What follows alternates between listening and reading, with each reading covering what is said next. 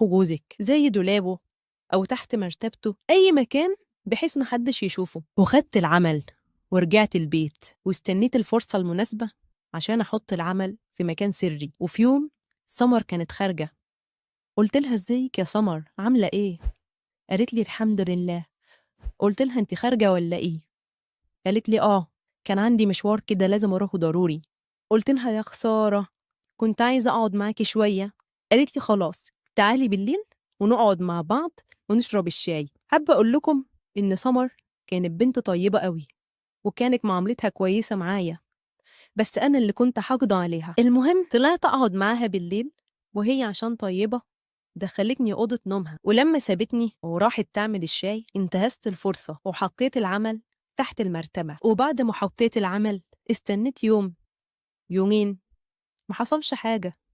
فاتصلت بالدجال وقلت له انت نصبت عليا في الفلوس، العمل ما جابش نتيجة. قال لي استني شوية، من 3 أيام لأسبوع، ولو ما حصلش حاجة تعالي خدي فلوسك. فضلت استنى لحد ما عدى اسبوع، وفجأة سمعت سلفتي بتعيط وصوتها واصل لحد تحت. ولما طلعنا انا وحماتي لقينا احمد واقع على الارض ما بيتكلمش. استنينا جوزي لما جه وخدناه على المستشفى، ولما الدكتور كشف عليه قال ان مفهوش حاجة. ساعتها بس اتأكدت ان العمل اشتغل. خدناه ورجعنا البيت، كان مش قادر يقف ولا قادر يتحرك من مكانه، وللأمانة صعب عليا قوي. والآخر لحظة كنت بفكر أكلم الراجل وأقول له يفك العمل، بس رجعت وقلت لأ، ما هو مش نعب عيال، مش بعد كل الفلوس دي أروح أفك العمل، لازم أكمل للآخر. أحمد فضل زي ما هو ما بيتحسنش، ومرت شهور وهو ما بيتحركش من السرير. ساب الشغل ومراته بقت مهمومة طول الوقت وبطلت تخرج وأهملت في نفسها وتبدل حالها للأسوأ،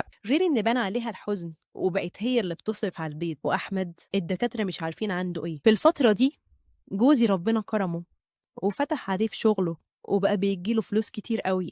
وزادت المشاكل بيني وبين جوزي لما بقى بيساعد أخوه المريض وبيديله نص مرتبه. ساعتها اتضايقت لأنه كان متعاطف معاهم قوي. عدى كذا سنة وهم على نفس الحال، ورغم كل ده ما صعبوش عليا، بالعكس اتغصت من سلفتي أكتر لما لقيتها راضية بحياتها قوي وعارفة توازن بين جوزها والبيت والشغل. وعيالها شاطرين وبيسمعوا الكلام ونضاف جدا وبيصلوا، وأنا عيالي طالعين ما بيسمعوش الكلام ومهملين جدا وبيتعبوني.